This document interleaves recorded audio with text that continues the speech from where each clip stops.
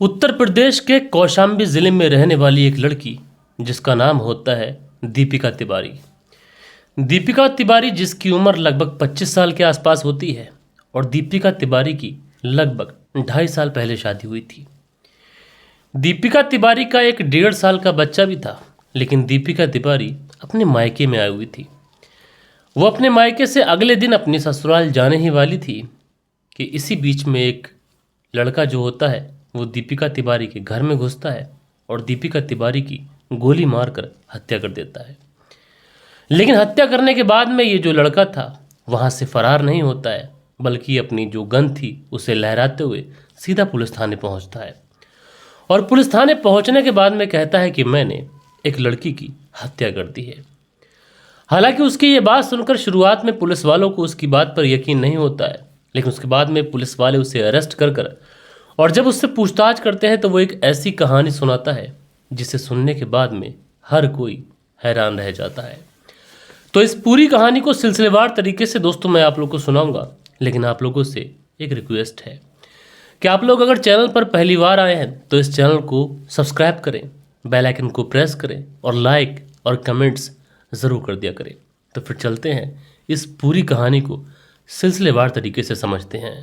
दरअसल दोस्तों बात करें अगर आज की इस कहानी की, तो आज की इस कहानी की शुरुआत होती है उत्तर प्रदेश के कौशाम्बी के थाना मंझनपुर सदर से। दरअसल इसी थाने मंझनपुर सदर के अंतर्गत एक गांव आता है उन्नाव, और इसी गांव के अंदर एक व्यक्ति रहा करते हैं। इनका नाम है राम मनोहर पांडे। इनकी पत्नी है जिनका नाम सुमा है और इनकी एक बेटी है जिसका नाम है दीपिका तिवारी। दीपिका तिवारी जिसकी उम्र 25 साल के आसपास है, लेकिन उसकी 2.5 साल पहले शादी तो होती है, उसको एक 1.5 साल का बच्चा भी होता है और वो अपने मायके में आई हुई थी। उसी समय इसका बड़ी ही बेरहमी के साथ में कत्ल कर दिया जाता है। लेकिन सवाल यह था कि जब उसकी शादी हो चुकी थी तो फिर कौन ऐसा था जिसने इस घर में आकर उसकी गोली मारकर हत्या कर दी। दरअसल इस कहानी को समझने के लिए हमें तकरीबन 3 साल पहले चलना पड़ेगा। दरअसल 3 साल पहले जब दीपिका तिवारी की उम्र लगभग 22 साल के आसपास थी, दीपिका तिवारी ने अपनी ज़िंदगी की जो जवानी की दहलीज होती है उस पर कदम रखा ही था कि इसी बीच में दीपिका तिवारी का जो मौसा का बेटा होता है जिसका नाम होता है अजीत, वो मन ही मन में दीपिका तिवारी को पसंद करने लगता है। अब अजीत दीपिका तिवारी को पसंद तो करता है, लेकिन वो दीपिका तिवारी से अपने मन की बात कैसे कहे इस बारे में वो डरा भी करता है। आखिरकार कर्रा दिल कर अजीत जो होता है वो दीपिका तिवारी से अपने मन की बात कहता है कि वो उसे बहुत ज़्यादा पसंद करता है।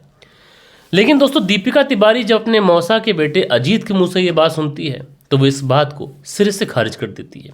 वो कहती है कि देखो तुम उसके मौसेरे भाई हो और आज के बाद आइंदा से अपने दिल और अपने दिमाग के अंदर इस तरीके का ख्याल कभी भूल कर भी मत लाना, क्योंकि तुम्हारे मेरे बीच में ये रिश्ता कभी बन ही नहीं सकता। अब दीपिका अजीत को ये सारी बातें समझाने की कोशिश तो करती है, लेकिन शायद वो नाकामयाब रहती है, क्योंकि जो अजीत था वो दीपिका से कहता है कि वो इस तरीके के रिवाजों को बिल्कुल भी नहीं मानता, बल्कि वो दीपिका से मोहब्बत भी करता है और दीपिका से शादी भी करना चाहता है।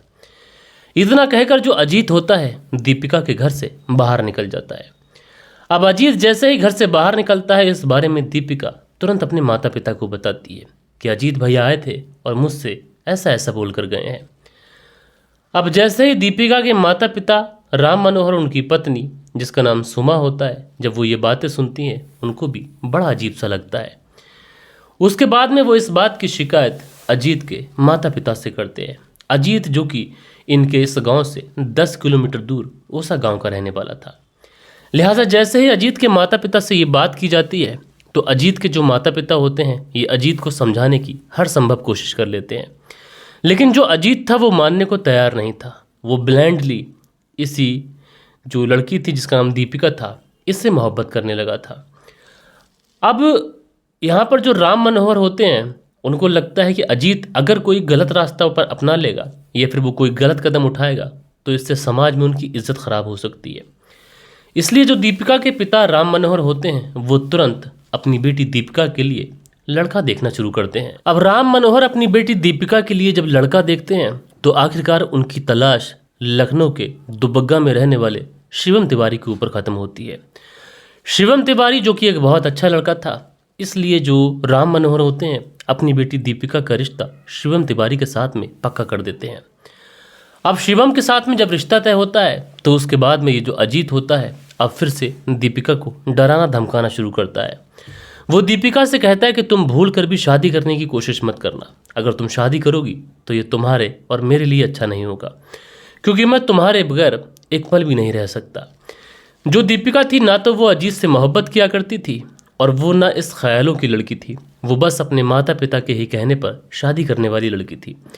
इसलिए दीपिका ना तो अजीत की धमकियों से डरती है, अब चूंकि उससे मोहब्बत तो करती नहीं थी तो उसके बहकावे में भी नहीं आती है, और वो अपने माता पिता के कहने पर जो दुबग्गा में रहने वाला शिवम होता है उसके साथ में शादी कर लेती है। फाइनली मई साल 2023 में ये शादी होती है और शादी होने के बाद में जो दीपिका होती है अपने ससुराल दुबग्गा के अंदर शिफ्ट हो जाती है। अब दीपिका शादी करने के बाद में जब अपने पति शिवम के साथ में लखनऊ के दुबग्गा में रहना शुरू करती है, थोड़ा सा वक्त गुजरता है और वक्त गुजरने के साथ में जो दीपिका होती है उसको खबर मिलती है कि वो माँ बनने वाली है। अब दीपिका को ख्याल रखने वाला वहाँ पर एक सास थी, तो वो भी सही तरीके से ख्याल रख नहीं पाती, इसलिए दीपिका फैसला करती है कि वो कुछ दिनों अपने मायके में ही रहेगी। इसलिए दीपिका अपने मायके चली जाती है और वहाँ पर उसे एक स्वस्थ बेटा भी हो जाता है, जिसका नाम ये लोग मृदुल रखते हैं। अब दीपिका जो एक बेटे की माँ बन चुकी थी, उसके बाद में सारी चीज़ें जब बढ़िया तरीके से हो जाती हैं तो दीपिका वापस से अपने ससुराल चली जाती है। लेकिन दीपिका का जब कभी भी मन करता वो अपने मायके आ जाया करती थी। अब इसी बीच में जब इसका बेटा 1.5 साल का होता है तो फाइनली 18 नवंबर साल 2025 को जो दीपिका होती है आखिरकार अपने घर आती है, और 28 नवंबर साल 2025 को ये अपने घर वापस लौटने वाली थी। लेकिन उससे एक दिन पहले 27 नवंबर साल 2025 की सुबह सुबह का वक्त होता है। जो अजीत होता है दीपिका के घर पहुंचता है और दीपिका को फिर से समझाने की कोशिश करता है कि देखो, तुम्हारी शादी भले ही हो गई है और भले ही तुम्हारा एक बेटा भी हो गया है, लेकिन मैं तुमसे मोहब्बत करता हूं और मैं तुम्हें अब भी अपनाने के लिए तैयार हूं और अभी भी देर नहीं हुई है दीपिका।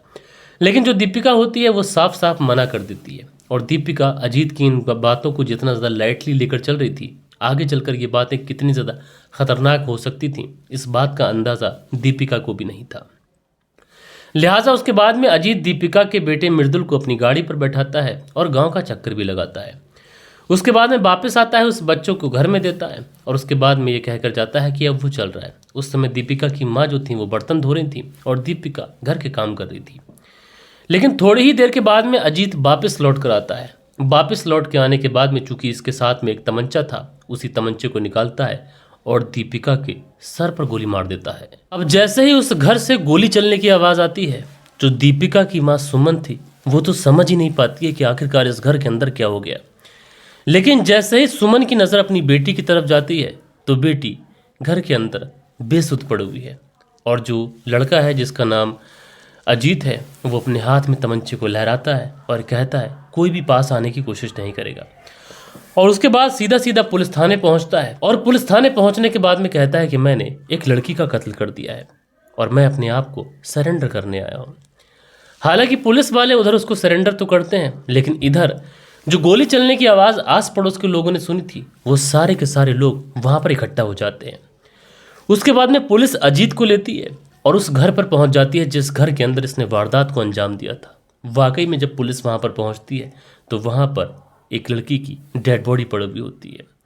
बहरहाल पुलिस उस डेड बॉडी को अपने कब्जे में लेकर सीधा सीधा पोस्टमार्टम के लिए भेज देती है, और उसके बाद में इस पूरे केस के बारे में जब अजीत से पूछताछ करती है तो अजीत पूरी कहानी बताता है। बहरहाल दोस्तों, पुलिस वाले भी यहाँ पर यही कहते हैं कि अगर यहाँ पर इस लड़की दीपिका ने अजीत की बातों को सीरियसली लिया होता और पहले ही पुलिस कंप्लेंट लिखाई गई होती तो शायद आज दीपिका जिंदा होती। आप लोग इस पूरी स्टोरी को किस तरीके से देखते हैं अपनी राय नीचे कमेंट्स बॉक्स में ज़रूर से ज़रूर दीजिएगा। बाकी दोस्तों, मिलता हूँ मैं आप लोगों से कल के दिन किसी और स्टोरी के साथ में। जब तक के लिए अपना ख्याल रखें, देश का ख्याल रखें। जय हिंद, जय भारत।